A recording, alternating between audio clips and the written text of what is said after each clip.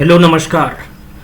आज हम लोग एक न्यू वैकेंसी के बारे में चर्चा कर रहे हैं जो कि बहुत दिनों से इसके पीछे विद्यार्थी इंतज़ार कर रहे थे। तो ये जो है बिहार सरकार में अध्यापक की टीचर की वैकेंसी है जो कुल 1,70,461 पद है। 1,70,461 पद है और इनमें प्रमुख बात जो है उनको मैं आपको बताता हूँ। सबसे पहले तो सुयोग्य भारतीय नागरिक तथा बिहार राज्य के अस्थायी निवासी उम्मीदवार जो है इसके लिए आमंत्रित कर सकते हैं। और ये जो है इस एग्ज़ाम को बीपीएससी कंडक्ट कराएंगे। सबसे पहले पद देख लेते हैं कितना रहा है और उसका वेतनमान क्या है। प्राइमरी टीचर के लिए प्राथमिक विद्यालय के मूल कोटि 1 से 5 तक के अध्यापक के लिए जो है इसमें विषय सामान्य उर्दू बांग्ला ऐसा रहा है, जिसमें कि सामान्य विषय में कुल पद जो है वो 67,000 पद है और उर्दू के लिए 12,729 है और बांग्ला के लिए 148 पद है। यानी टोटल कुल मिलाकर जो है 79,943 पद जो है वो प्राइमरी टीचर के लिए है, प्राथमिक विद्यालय वालों के लिए। अच्छा, प्राथमिक विद्यालय वालों के जो वेतनमान है वो मूल वेतन बेसिक पे जो है 25,000 है और उसके बाद जो भी अनुमान्य भत्ते हैं डीए HRA वगैरह, उसके बाद अस्थाई और नई पेंशन योजना के नियमानुसार यानी NPS के अकॉर्डिंग सारा कुछ इसे मिलेगा। और प्रोबेशन पीरियड जो है ये 2 वर्षों की होगी। अगर उसमें संतोषजनक नहीं पाया जाएगा तो 1 वर्ष जो है फिर से इसे एक्सटेंड कर दिया जाएगा, यानी टोटल कुल मिलाकर 3 साल प्रोबेशन पीरियड रहेगा। चलिए, ये तो हो गई प्राथमिक विद्यालय की 1 से 5 तक की बात। अब हम बात करते हैं माध्यमिक विद्यालय कक्षा वर्ग 9 से 10 तक के अध्यापक की कुल पद के बारे में।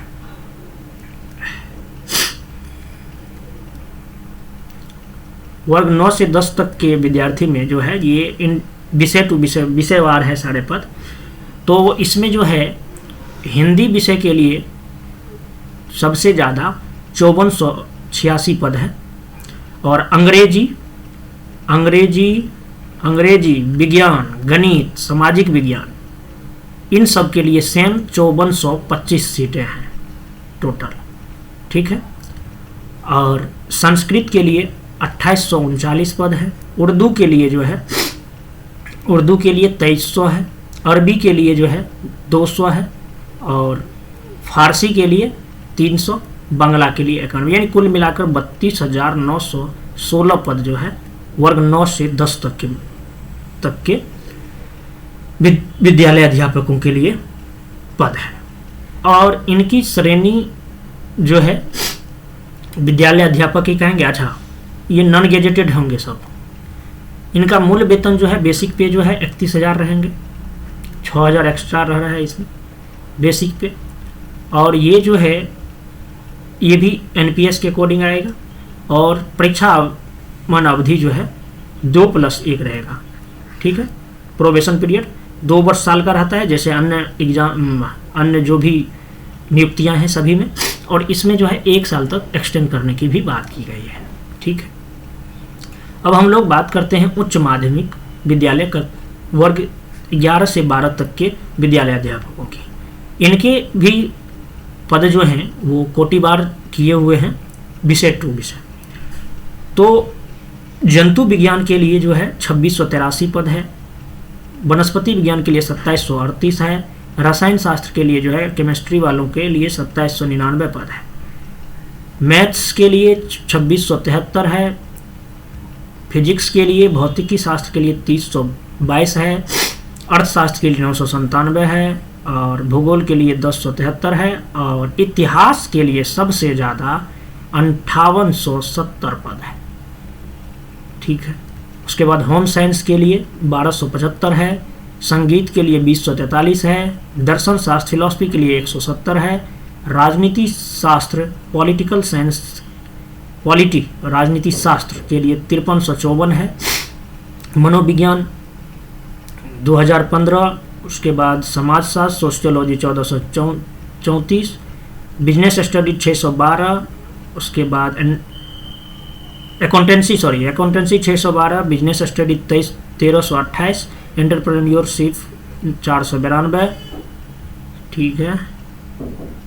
उसके बाद लैंग्वेज में अगर बात करें तो लैंग्वेज में अरबी भी है, अरबी में 200 है, बांग्ला में 27 है, अरबी में 200, बांग्ला में 27, भोजपुरी में 49, कंप्यूटर विज्ञान में सबसे ज़्यादा 8395 सीटें हैं, अंग्रेजी में 3535, हिंदी में 3221, मगही 27।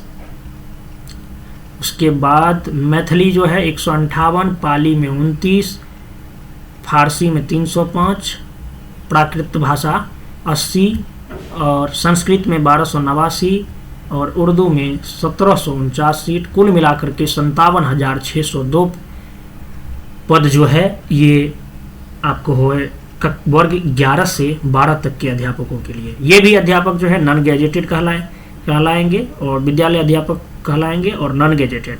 इसका बेसिक पे जो है 1000 एक्स्ट्रा यानी 32,000 रहेगा पर मंथ, एनपीएस के अंतर्गत आएगा। इसका भी प्रोबेशन पीरियड 2+1 रहेगा, 2 साल बढ़ा करके 3 साल किया जा सकता है। चलिए अब इनके बारे में देख ले। जो अच्छा, ये जो रिक्तियों की बात जो है ये प्रोविजनल है, ये घट बढ़ सकता है, अभ्यर्थियों के अनुरूप परीक्षा के संचालन के अधिक चरणों में आयोजित की जा सकती है, ऐसी बात ये आयोग कह रहे हैं।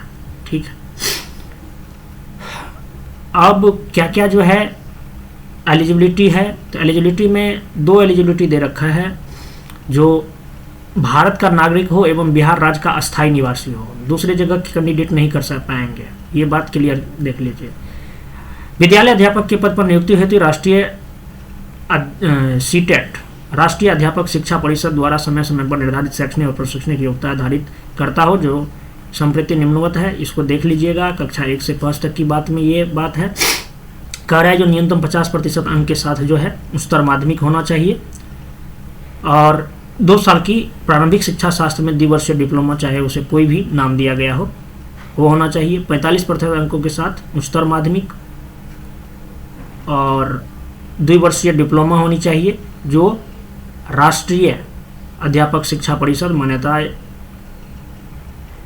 मान्यता मानदंड और क्रियाविधि विनियमन 2002 के अनुसार प्राप्त किया गया हो।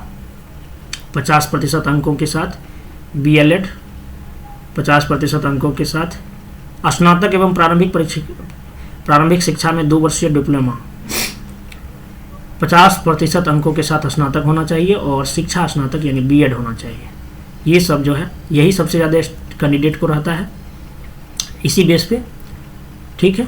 न्यूनतम 55% अंकों के साथ समकक्ष ग्रेड और स्नातकोत्तर यानी पीजी और 3 वर्षीय एकीकृत बीएड या एमएड होना चाहिए। ये प्रोविजो है, परंतुक है, इसे पढ़ लीजिएगा।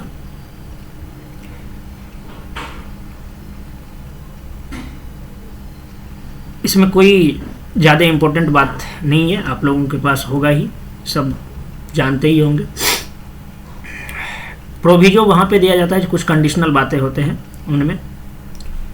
कक्षा 1 से 5 तक के विद्यालय अध्यापक के लिए मूल कोटि पद में नियुक्ति हेतु शैक्षणिक और प्रशैक्षणिक योग्यता अनुसूचित जाति, अत्यंत पिछड़ा वर्ग, दिव्यांग अभ्यर्थी को न्यूनतम निर्धारित अर्थांक में 5% की छूट दे होगी। समान विषयों के लिए कक्षा 9 से 10 तक के विद्यालय अध्यापक की आवश्यक शैक्षणिक योग्यता इसमें जो है वही 50% अंक के साथ जो है किसी मान्यता प्राप्त विश्वविद्यालय से स्नातक या स्नातकोत्तर पीजी उत्तीर्ण हो, उसके साथ जो है राष्ट्रीय अध्यापक शिक्षा परिषद से मान्यता प्राप्त संस्थान से बीएड भी किया हो, ये लोग यहाँ पे भर सकते हैं। ठीक है।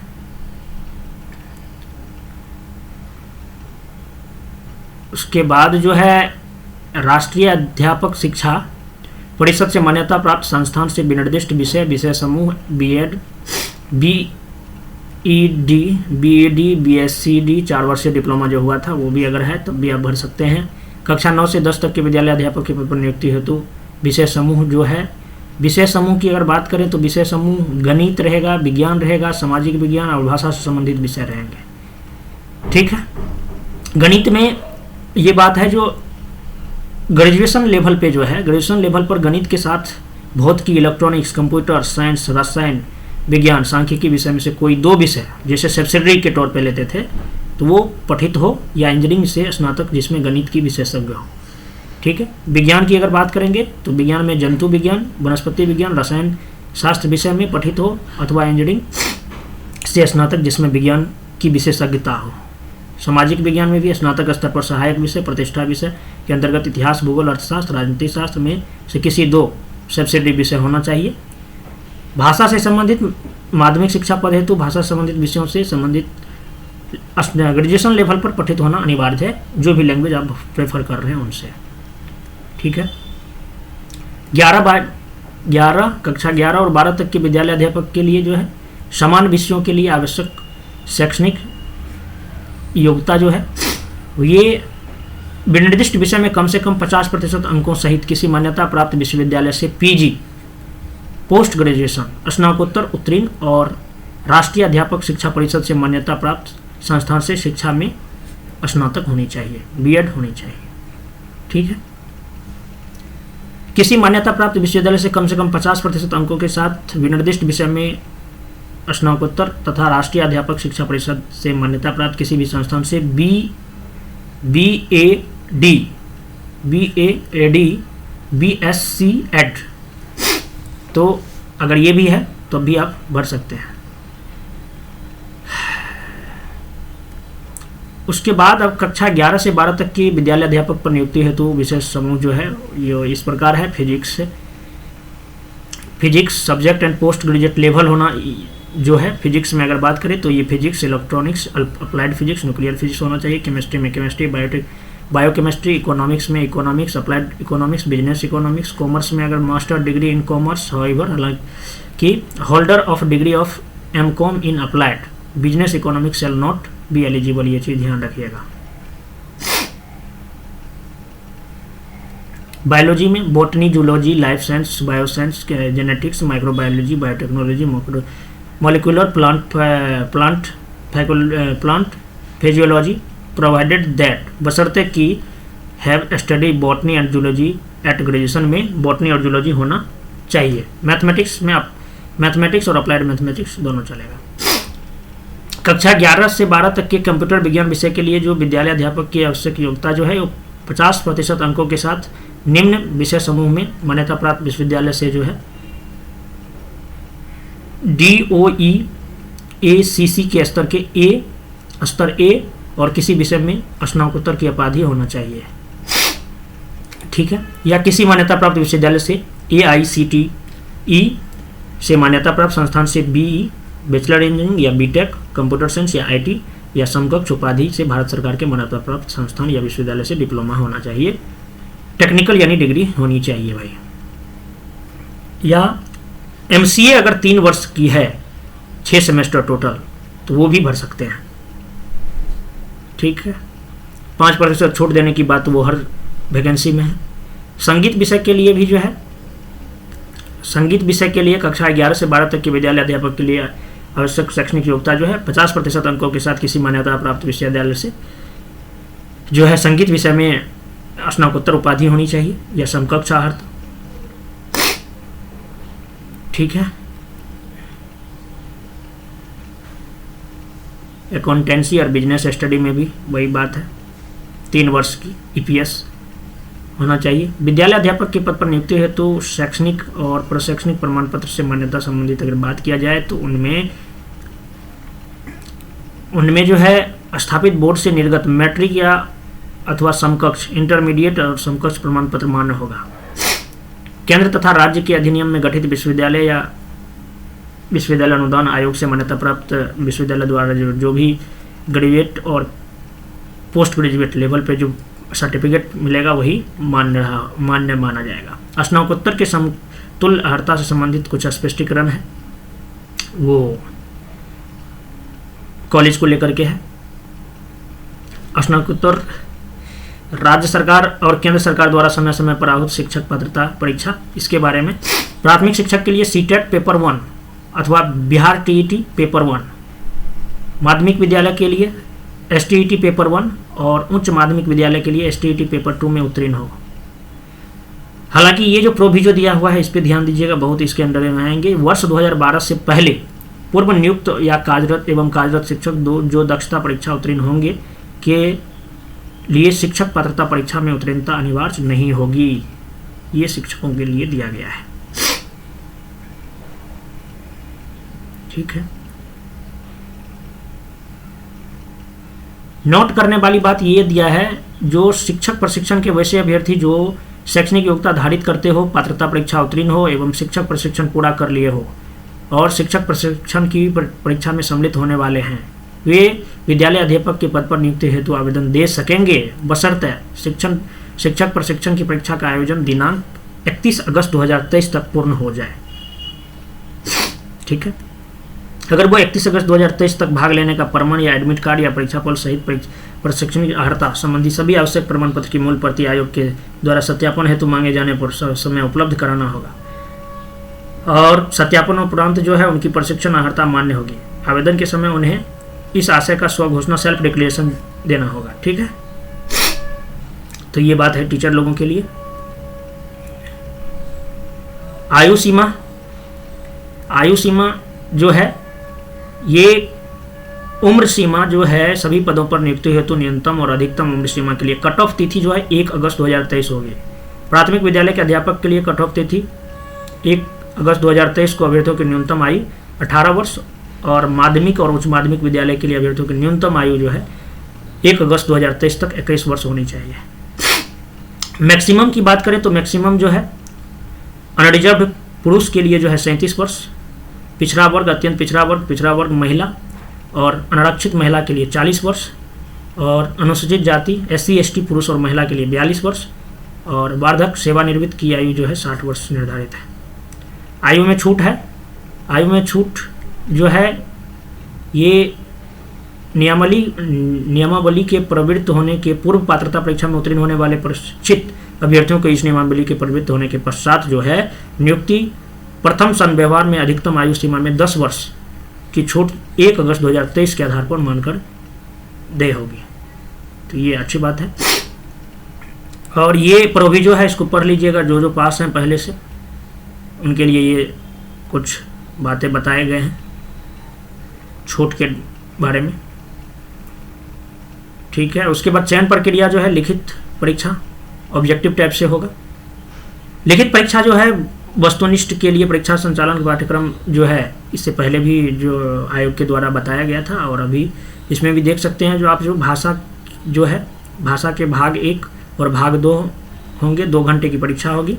2 घंटे की परीक्षा में जो है भाग 1 से 25 प्रश्न, भाग 2 से 75 प्रश्न। ठीक है, भाषा के।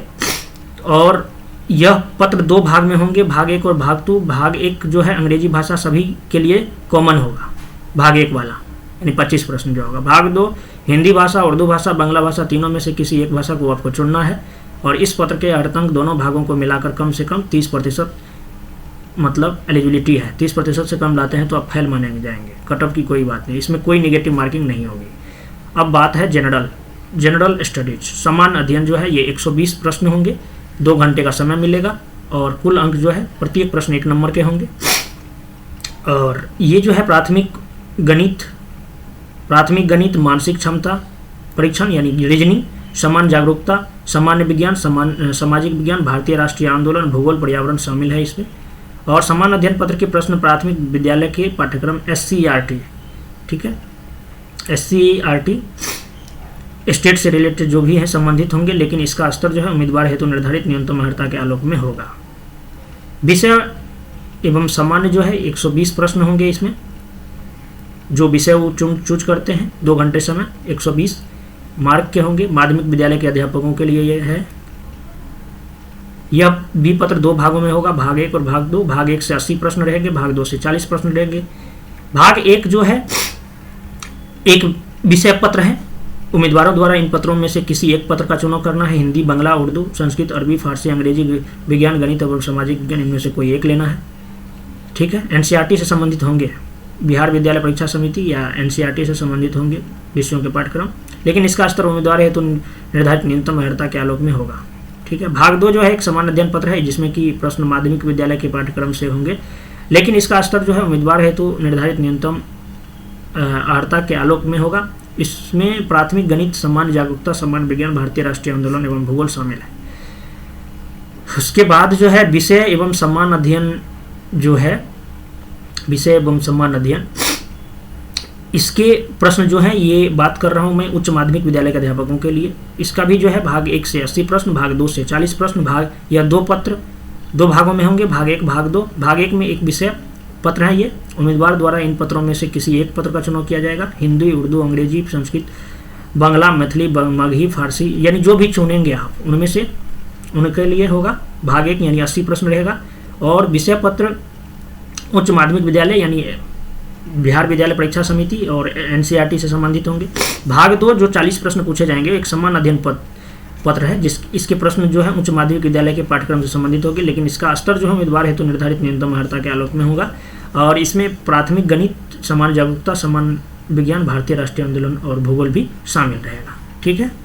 और एमसीक्यू टाइप होगा, आधारित होगी। प्रत्येक गलत उत्तर के लिए ऋणात्मक नेगेटिव मार्किंग के अंक दिए जाएंगे, ऐसी बात कही गई है। ठीक है, तो इस पे ध्यान रखिएगा। साक्षात्कार, इसमें इंटरव्यू के बारे में कोई बात नहीं, इंटरव्यू नहीं लिया जाएगा। मेरिट लिस्ट जो जारी किया जाएगा, मेधा सूची जो है लिखित परीक्षा के परिणाम के आधार पर होगा। सफल अभ्यर्थियों के औपबंधिक मेधा सूची प्रोविजनल मेरिट लिस्ट तैयार होगा। लिखित परीक्षा वस्तुनिष्ठ के कुल प्राप्तांक समान होने की स्थिति में पहले उम्र देखा जाएगा, उम्र में समानता है, फिर देवनागरी लिपि में वर्णमाला के अनुसार नाम वाले उम्मीदवार को वरीयता दी जाएगी, ऐसी बात कहा गया है। ठीक है, चलिए ये तो हो गई बात एग्जाम की सिलेक्शन का प्रोसीजर। और उसमें भी अगर कुछ वेरी करता है तो फिर ये दे रखे हैं जो मेरिट कम चॉइस वाले को लिया जाएगा।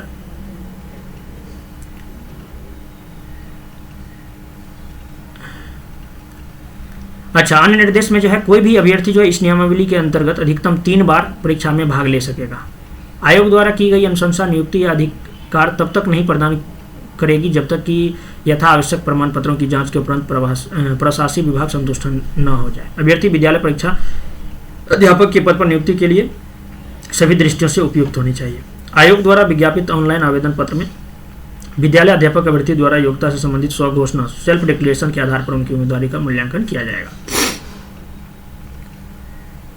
ठीक है, तो ये सब बात रहा। आयोग के विज्ञापन के आलोक में प्राप्त आवेदनों में अभ्यर्थियों द्वारा जो भी मतलब शैक्षणिक, प्रशैक्षणिक योग्यता, शिक्षक पात्रता परीक्षा या अन्य योग्यता संबंधी दावों को सत्य मानते हुए परीक्षा आयोजित कराने की कार्रवाई की जाएगी। आयोग द्वारा तैयार औपबंधिक मेधा सूची शिक्षा विभाग को भेजने के पश्चात बाद जो है अभ्यर्थियों द्वारा योग्यता संबंधी आवेदन में किए गए दावे की सत्यता की जांच विभाग अपने स्तर पर करने के बाद जो है नियुक्ति की कार्रवाई करेगा। आवेदक के दावों को उनके द्वारा प्रस्तुत कागजातों के सत्यापन के पश्चात जो है मेरिट लिस्ट को प्रशासकीय या शिक्षा विभाग को संशोधित कर सकेगा। मतलब कुछ भी अगर संशोधन की बात रहेगी तो। ठीक है, आरक्षित कोटि तो जैसे चलते आ रहा है वो चलेगा ही। ये दिया हुआ है जो कोड सबके लिए। प्रमाण पत्र के बारे में बताया है। सामान्य प्रशासन विभाग जो है बिहार सरकार के अनुसार जो है बेंचमार्क यानी PWBD वाले कैंडिडेट जो हैं उनके लिए श्रुति लेख और अन्य सुविधा का दावा करने की स्थिति में जो है जो भी दावा करेगा उसके लिए वो नियम दिया गया है, पढ़ लीजिएगा उस टाइप के जो भी कैंडिडेट हैं उनके लिए।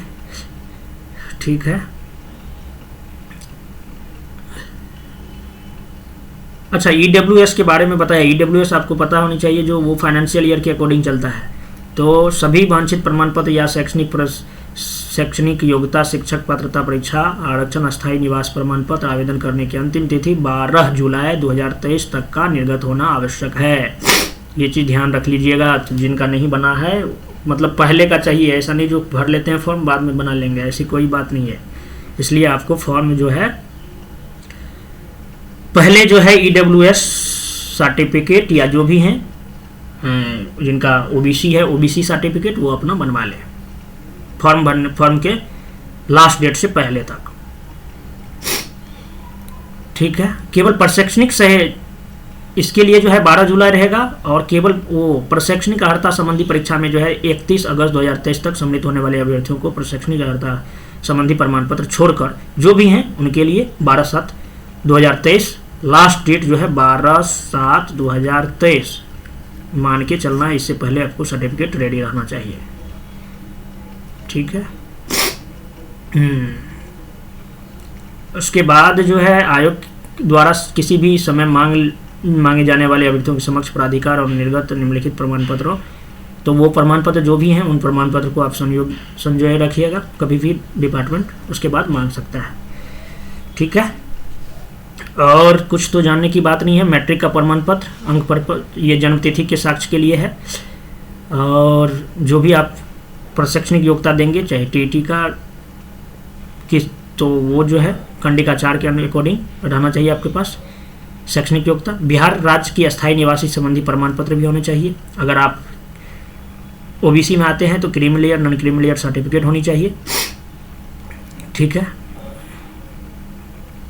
महिला उम्मीदवारों के लिए पिता का नाम और पता से निर्गत क्रीमी लेयर रहित प्रमाण पत्र होना चाहिए, ये चीज़ ध्यान में रख लीजिएगा, ठीक है। कोई भी सर्टिफिकेट जो है ना, अगर SC ST या OBC जो भी हैं, तो वो अगर लेडीज़ हैं तो लेडीज़ के जो है पिता के नाम और पता से निर्गत जाति और अस्थायी निवास प्रमाण पत्र होनी चाहिए, ये चीज़ ध्यान रखिएगा। EWS का दावा करने वाले जो भी कैंडिडेट रहेंगे उनके लिए बिहार सरकार की अधिसूचना 2622 दिनांक, जो कि 26 फरवरी 2019 के आलोक में विहित प्रपत्र में समक्ष प्राधिकार द्वारा वित्तीय वर्ष 2022-23 के आधार पर निर्गत संबंधी प्रमाण पत्र दावा करने की स्थिति में होंगे। ये चीज़ क्लियर है, ये ध्यान दे दीजिएगा आपने, ठीक है। और जो भी हैं OH PH कैंडिडेट, वो लोग भी IGMS पटना से जो है उनको IGMS पटना या PMCH पटना से निर्गत दिव्यांगता प्रमाण पत्र माना जाएगा, तो उनसे अपना बना लें। भूतपूर्व सेनानी वाले तो अब तो अपना बना के रखे होंगे। केंद्र सरकार या बिहार सरकार के किसी अन्य राज्य सरकार के अधीन किसी भी पद पर नियुक्त हो तो परीक्षा में भाग लेने वाले हेतु सक्षम प्राधिकार द्वारा निर्गत अनापत्ति NOC नो ऑब्जेक्शन सर्टिफिकेट होना आपके पास जरूरी है। हाल का खिंचा हुआ 2 फोटो लगा दीजिएगा, ऐसा नहीं जो 5 साल पहले का, ठीक है। ये सब होगी प्रमाण पत्रों की जांच के बारे में है। शुल्क जो है 200 रुपया लगेगा बायोमेट्रिक फ़ी के रूप में, और उसके बाद जो है जनरल के लिए 750 रुपया है, SC ST के लिए जो है 200 रुपया है, और महिलाओं के लिए जो है 200 रुपया है, सभी वर्ग की महिलाओं के लिए। दिव्यांग वालों के लिए 200 है, अन्य सभी उम्मीदवारों के लिए 750 रुपया है, ठीक है।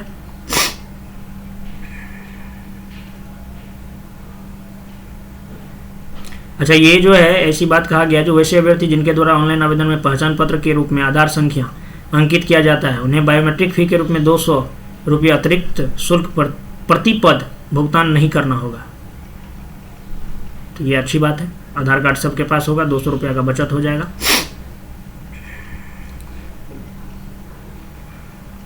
ऑनलाइन आवेदन जो है 15 जून 2023 से स्टार्ट होगा और 12 जुलाई 2023 तक चलेगा। तब तक अपना अपना कागज़ बना लीजिए, जो भी डॉक्यूमेंट चाहिए वो तैयार कर लीजिए, उसके बाद फॉर्म भरना स्टार्ट कीजिएगा, क्योंकि बनने में भी टाइम लगता है, 14 डेज का समय लगता है। इसलिए अच्छी बात है जो पहले जो है गवर्नमेंट जारी कर दिए हैं BPSC के द्वारा।